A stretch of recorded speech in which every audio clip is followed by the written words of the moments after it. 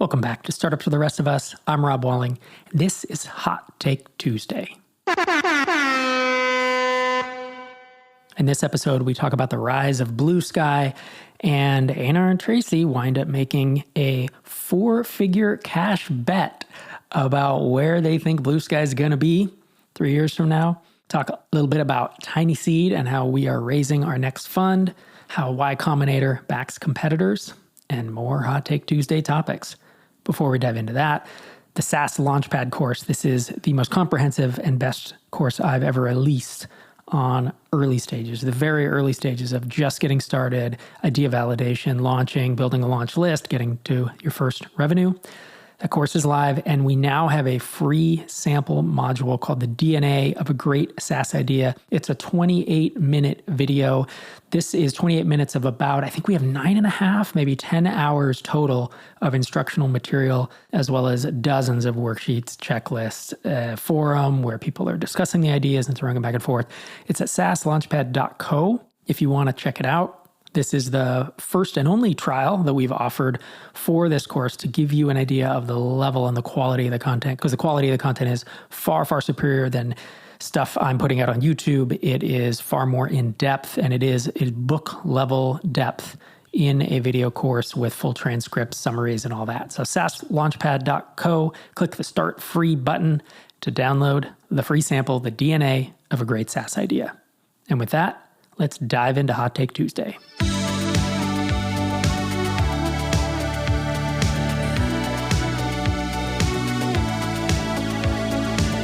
This week, I'm joined once again by Tracy Makes on Twitter. Well, I'm there, but... or TracyOsborne.com on Bluesky. Ooh, Bluesky. We're going to get into that in just a moment. And Mr. Einar Volset on Twitter. Absolutely. How you doing? As well as your real name. Are you on Bluesky? No. All right. Are you going to get on Bluesky? No. All right. So let's talk about this. I would bet money you are. First topic of the day. Is Bluesky gonna do it? No. Meaning, do we think Bluesky is going to survive and thrive? Tracy, I'd like you to take, do I need you to steel man this argument of Bluesky? Because it sounds like you are leaving X Twitter in favor of Bluesky. Talk us through what's going on. I am a Twitter OG, whenever that year that was, way back in the day. And I freaking love Twitter. And Twitter, yeah. And it was one of the things that really catapulted my career in tech. And I thought I was all in, but I gotta say, the vibe has changed. And the vibe has changed pretty significantly. It's been changing for a little bit of time due to certain events with the selling of Twitter and whatnot, but I feel like it's very different in the last few months. And for me personally, it doesn't suit my purpose anymore. And it's not a place that I find very fun. It's not useful for me for my career stuff. And Bluesky seems to be taking hold. It's like Twitter in 2007, 2008. And that's really fun. So I'm over on Bluesky enjoying those early days where people are doing a bunch of little apps and creating analytics and doing little silly things, like all the things you used to be able to do on Twitter with the API stuff. I'm sure it's going to change and evolve over time, but it's the kind of thing that I want to be a part of rather than what Twitter has turned into now. Got it. So for you, it's a personal preference of the type of social media that you'd like to be part of. Yeah, and I feel like there's an opportunity. Might as well make an account. I did one for TinySeed. I'm going to cross post between TinySeed and Twitter and Bluesky for the time being because I feel like might as well.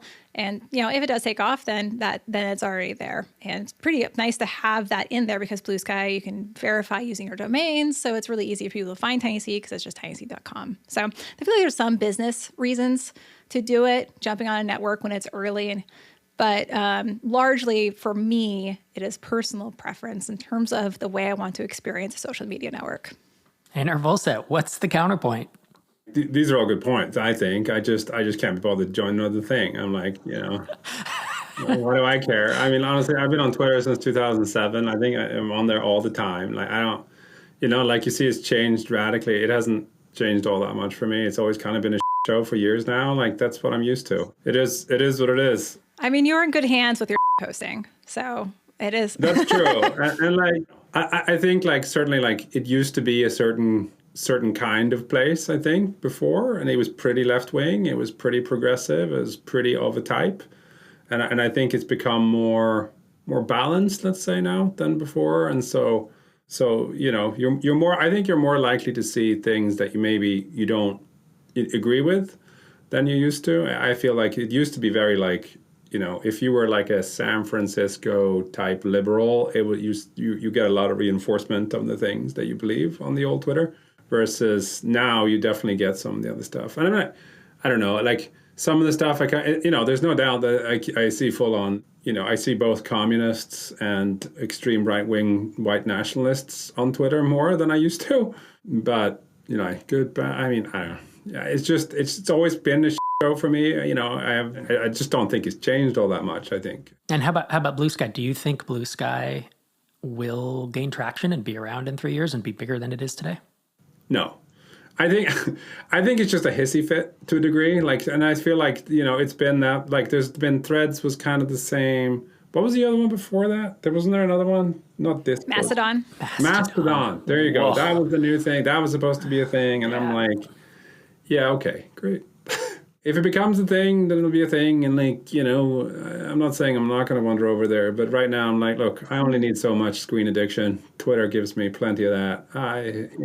Yeah. For me, I think we've kind of heard two viewpoints here, like pro and con. And I am genuinely the middle. I do have an account on Bluesky. I'm robwalling.com if folks want to hook up with me there. And I'm more doing it to keep an eye on what's going on. I am posting some of my ex-Twitter posts over on Bluesky.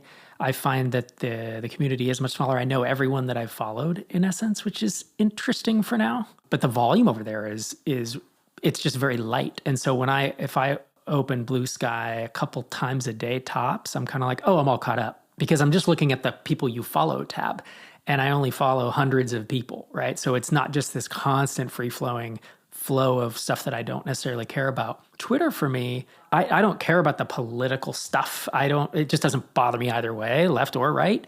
I'm just kind of like, whatever. I mean, if something's offensive, obviously it bothers me, but I'm not seeing an inordinate amount of left wing or right wing or whatever. I'm just seeing shit I don't care about. I'm seeing stuff from whether it's Elon Musk or like some celebrity who posts something or blah. And it's just like, I didn't follow this person. I don't give a about this topic at all. So that's the thing that I'm like a little fed up with. So I am going that, there's the For You tab, and then there's like people you follow tab. But then I go to people you follow. There's a reason there's an algorithm, because that is boring. There's a lot of people I follow that's like, man, I really don't care about what's going on with you.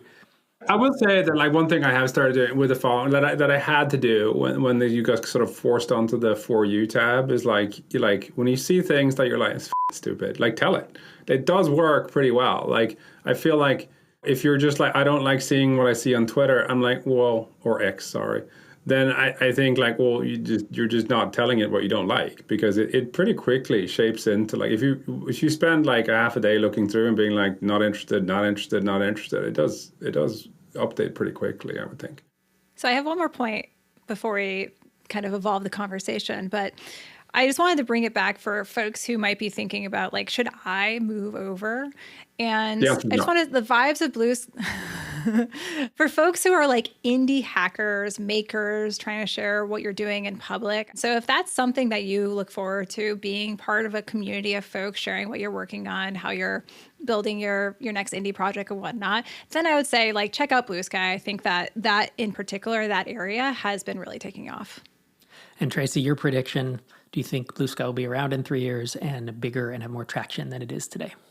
I would bet so. Like, I could be wrong, but it feels like in terms of the herd instinct of folks and the herd instinct of tech press and whatnot, there's more now than there was when Mastodon and Threads and everything else launched a few years ago, including Bluesky, which was the 2 years. I guess Bluesky's been around for a few years and nothing was really happening. And then finally this magical moment happened where people all of a sudden moved over, and they had that inflection point that I think that now makes the service more useful. And so just because we want to keep things interesting, Tracy, Einar, what are you going to bet? What kind of cash are we going to put on this bet of it's 3 years out? So someone's going to have to remind us, reach out, listen to this episode. I think it should be $100. Oh, I was going to say 1,000. Whoa, now we're talking. Yeah. Oh. All right. You heard it here first. Tracy Osborne thinks 3 years.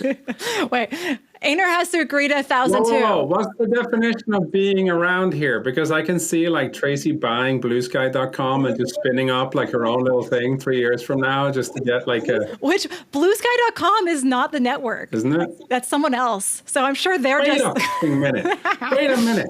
Why did they name it Bluesky if they don't own Bluesky.com? What is the domain then? It's like B-Sky. What? Actually, let's make it $10,000. This isn't going to last the end of the next year. Forget it. So no, I'm capping out 1,000 here. So $1,000, and yeah, not that it's around in 3 years, but that it has significantly more traction. Do you know what's the like daily active users right now? Anyone? I mean, it's Tracy and you guys. That's 2. So I just did a quick Google, and it says that Bluesky has 20 million users. That's not daily active. That's not monthly active. It says users. So I'm thinking that's registered accounts. So what is the definition of in 3 years this being around and having significantly more traction? Significantly more? 100 million? I was going to say 50 or 100. It's got to be somewhere in there. Because if it's 30 is not it. Like this is a dying social network if it adds 10 million in 3 years. So let's say 100. I like that. I would also say if Rob Walling posts more on Bluesky than Twitter at that point. I would consider it a live network at that point. Wow. Okay. So all I have to do is convince Rob not to post more on there in their run-up, and I'll make $1,000. Hey, Rob, you want to make $500? Yeah, sure. Done deal. Do that to your detriment. Moving on. And where is Threads and all this? Threads, what are you doing, man?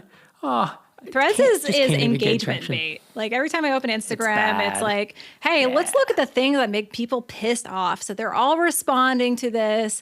So it's like, for me, it's Thread. I mean, I clicked on it a few times because it is interesting. People are like, oh, I was at the airport and Delta screwed me over and I talked to this person. And I clicked on those a few times because like, ooh, I want to know what happens next. And then I realized like, wait, it's just pulling me in by making me pissed off. Exactly. It's the worst of social media. And so Zuckerberg, he just announced he finally put in, because Bluesky is taking off, they added an option so you can just see the folks you're following on Threads. They're feeling some pressure from Bluesky and they're changing Threads in response. I think folks are so fed up with the Threads that they feel like they've kind of missed the boat, so to speak. I don't get it. Like, so the reason I think I didn't sign up for Threads was, like, I have a private Instagram, just family things, and like it's like you have to use this account, and I'm like, no, I'm not doing that. Like that, this is a private. This is why I never signed up for Threads. I just didn't want to open that Pandora's box. So why are people pissed off with Threads? It's just too algorithmically driven. Everything is engagement bait. All the posts you see is like people being angry or people doing, like when I post like what are the most underrated guitar solos of all bands from the 70s? And then you want to weigh in, right? You're like, oh my gosh, well, obviously Jimmy Page's solo on Stairway to Heaven is just underrated, da-da-da-da. You're so old, dude. Like, that's I don't even the know 70s. Are you nearly 60? No, not even close. And so that feels just rude. I wonder... Played rude. There we go. Perfect. For listeners who don't know, I just held up my AARP card. Someone thought it was funny to sign me up for the American Association of Retired People here in the United States. It wasn't a problem. Anyways, it's engagement bait. It's just vapid content. It almost feels like just listicle type stuff. So I go there. I don't go there anymore because I'm just like, I don't need this in my life. It's not interesting. So let's move on to our second topic. I hear rumor that TinySeed is raising their third fund. Einar Volset, tinyseed.com/invest. If you are an accredited investor and you want to invest in U.S. companies or UK entities, you want to talk people through what's going on? We're just kicking this off. I mean, I guess most people know TinySeed and what it is and like why we're doing it and all that stuff. We've been doing it now since 2019, so it's been half a decade, unbelievably. First startup accelerator for SaaS bootstrappers. Yeah, I mean, and it's worth thinking about, 2019, what was going on at the time. It was right around the time, actually, it was Sam Altman now of OpenAI who wrote an article. I think he was YC president at the time, or maybe he just left or just starting or something like that. He wrote this article saying, how to invest in startups. And his main point was, don't invest in anything unless it can be $20 billion. And TinySeed was sort of a response to that. It was like, look, there's got to be a different way to help founders where success is selling to private equity or strategic for 50 or 100 or a couple $100 million. Like that sounds like success, I think, to most people. And so really that's what we've been trying to do with TinySeed, and we've been doing it. Like I said, we did our first fund in 2019, deployed that. That was kind of at the time, I actually got some advice saying you should call this your Fund Zero prototype fund, and I kind of wish I had done, but I didn't. So as our Fund One, we raised about $5 million. I'm sure our compliance person is going to shoot me now, but like our sort of mark on there is we're at about 2.5x markup on that fund, which it's not quite apples to apples, but certainly like Carta came out with a venture benchmark report here earlier this year, and like we're basically in the top 5 to 15% of most metrics of venture funds. We've started returning capital from that fund, and then we raised our second fund in two funds really, one US focused and one sort of European EMEA focused in 2021 and 2022, and yeah, those are also starting to sort of trend the same way. And really this fund, the strategy here is like, look, we think this seems to be working, and we're sort of just looking to keep executing on that strategy. So if this is interesting to people, get in touch through that invest page. You'll eventually end up in my inbox, and I'll reach out and I can share some more information. And like I said, you have to be accredited or a sophisticated investor, depending a little bit on the fund, and there's some minimums and some things there. But certainly get in touch, and I can describe what we got going on. And we've invested in a lot of companies, approaching 200 B2B SaaS companies. And so that we're going to continue investing, hopefully, at that pace over the next several years. So it's a really nice way to kind of index in quotes, into a lot of early stage B2B SaaS companies. I don't know of any other place that you can do it like we do it. Just the ecosystem of MicroConf, TinySeed, this podcast, and my books and all that, it really has, if you've ever been to a MicroConf event in person or online, it's a unique group of folks, and a good chunk of the TinySeed companies come out of folks who are in this community. I mean, it's the raddest community, the best community out there. Yeah, it is. I think it's one of those things where it's like, look, if you believe that sort of B2B SaaS, the mostly bootstrapped, like there's value creation there, it's one of the better ways to access that market. It's hard to do as an individual investor just because it's so early. You really need to be making enough bets that you have the chance of finding the ones that do really quite well, and like getting access to that deal flow. And like that's very, very hard to do as an individual investor. And probably only a handful of people worldwide could do it in sort of the same way that we do. Our third story of the day is a TechCrunch article about why Combinator, it says why Combinator often backs startups that duplicate other YC companies, their data shows. It's not just AI code editors. And to give folks background, if you're an accelerator and you're investing in a lot of companies, you inevitably will back competitors over time. And at TinySeed, we have also had to face this because you can't invest in 200 B2B SaaS startups and expect to never invest in two companies that compete, right? So 500 startups has this Techstars YC. They're all going to have it. But this TechCrunch article where they analyzed the data was interesting. I have kind of mixed feelings about it. I think I'll probably kick it over to Tracy for first thoughts. The thing that really resonated with me, particularly because I'm part of the TinySeed applications process and going through interviews and picking folks and sending over offers, is that they specifically called out that they are backing the founders, not necessarily the idea, which is very similar, pretty much what we're doing as well. Because things change over time, right? People pivot, they find new ideas, they change their positioning, and folks can already, even if we try to do it based on the companies themselves and try not to back competitors, then eventually they're going to be competing at some point because people are going to move around. Right? Yeah, totally, over time. So I really resonated with that part. I was like, okay, good. Not that we don't really compete with YC, but it does show how the right person, right driven person who is all in, just executing super fast and doing really good stuff. It's something we do at TinySeed, and YC is doing that as well.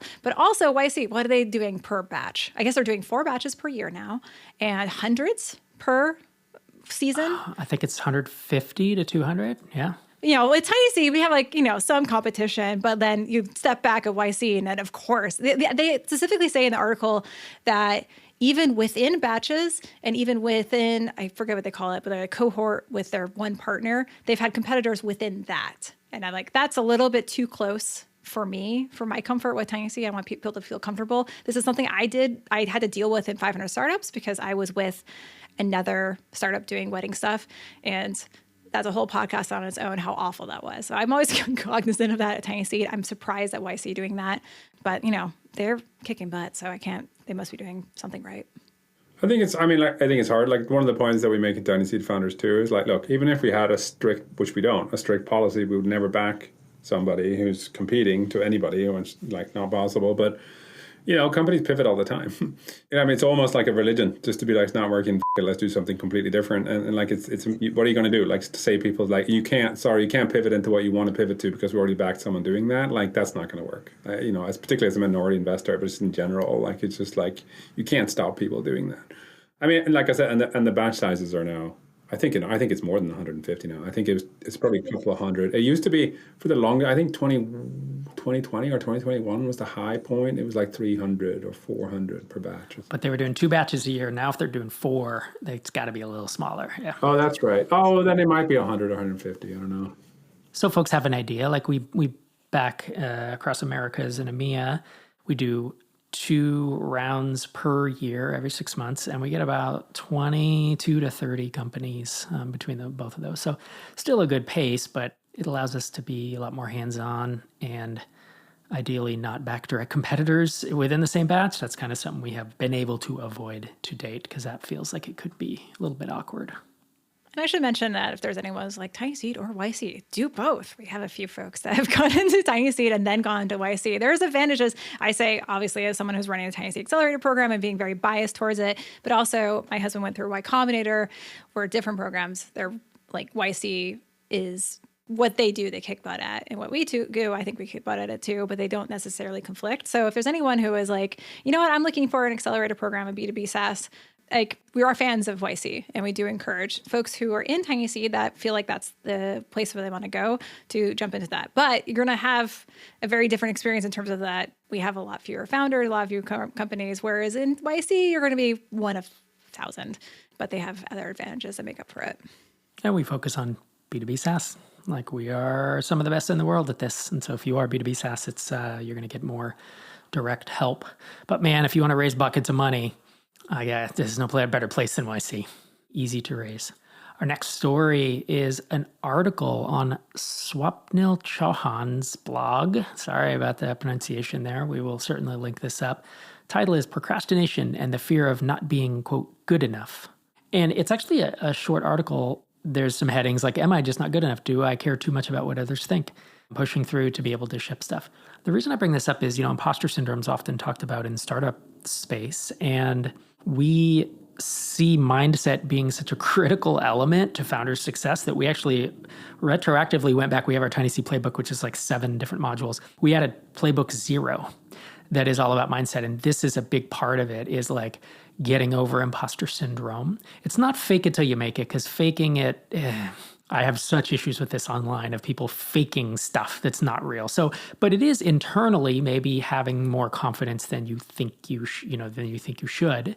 But people get hung up and they get analysis paralysis and they don't take action because they don't know if what they're doing is right and blah, blah, blah. And that is really what I wanted to call out, because I know a lot of founders feel this, and I know a lot of founders deal with this as they're starting their company, of not knowing what to do next, not knowing if they're going to succeed, wondering when everybody's going to find out they don't know what they're doing. So to kick us off, Einar Volset, have you seen this trait in founders, and what is your take on getting over it?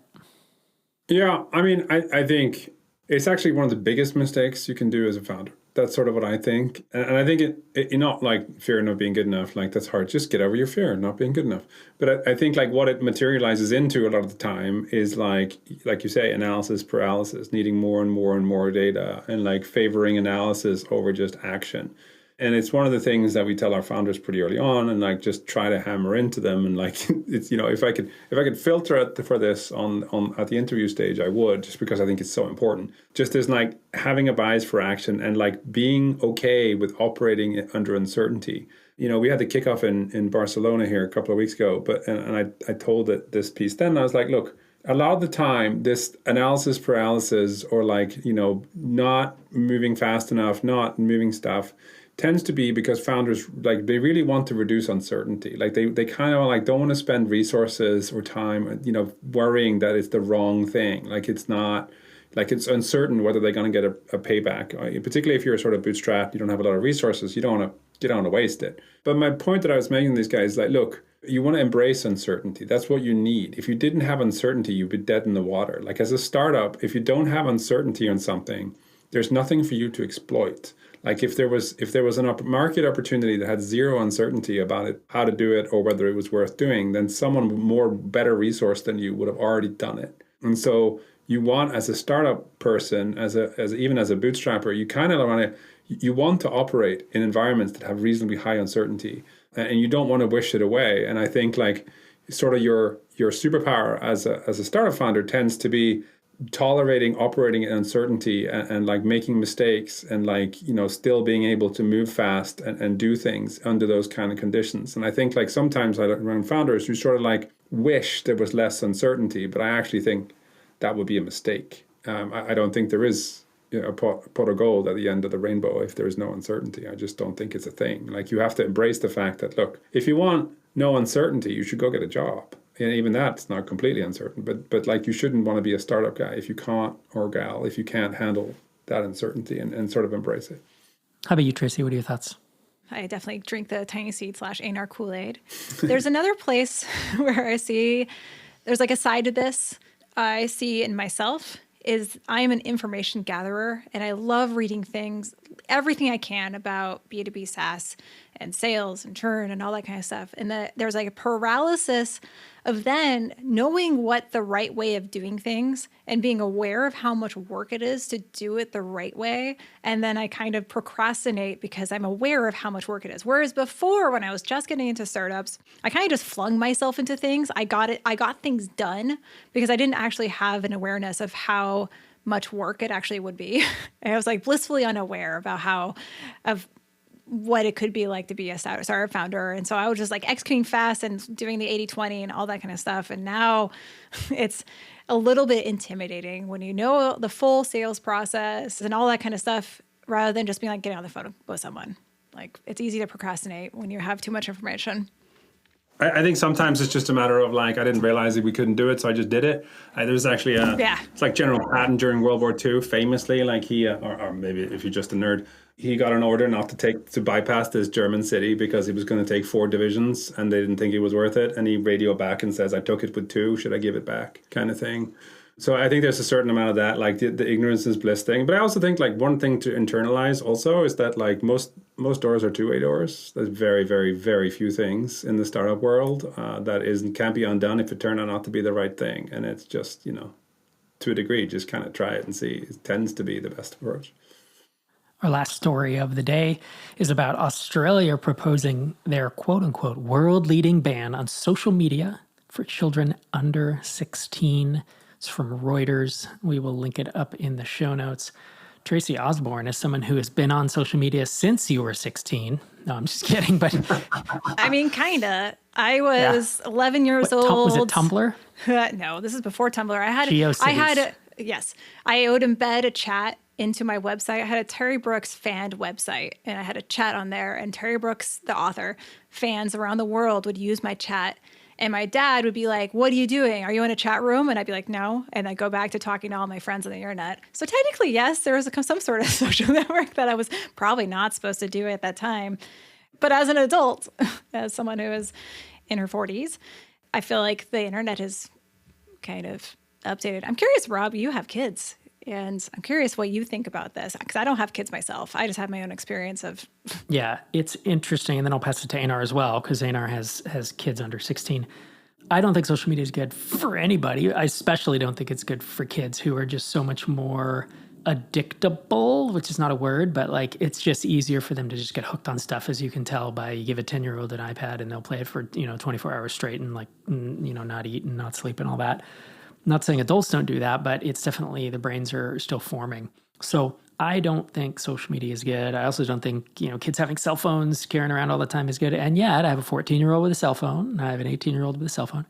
The question for me is like, do I want the state legislating that? I guess if the state does, then that makes it easy across the board. Because then when my 14-year-old says, but you won't let me on insert name of, Snapchat. It's like, oh man, but all the other kids do, right? But if the country bans it, then it's not an issue for me. Now, do I like the country or my government overreaching and telling me what kids can and can't do? Well, I mean, I guess they do it for alcohol, right? And smoking. And is social media as bad for them as that? It could be debatable, right? They've done studies of like the high suicide rates. So I overall am probably just fine with governments limiting children's use of social media. I do think it should be the responsibility of the parents, but I just know so many parents that don't. So it must be like, let's say there was no drinking age minimum and there was no smoking age minimum.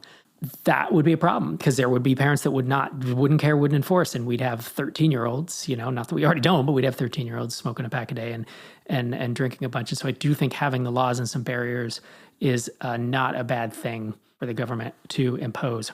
My kids are barely on social media. They're more like in Discord and they're in messaging apps where they message friends, but they are not in public places where they're, posting. They're not doing Twitter, Instagram to like public audiences. Einar Volset, you have kids under 16. Are they on social media? And what do you think of policy like this? Well, it sort of depends how you define social media, but no, they're not on social media that I'm aware of anyway. That's the thing. Certainly they're on Discord with their friends, and YouTube is a constant in my household. So that's the thing.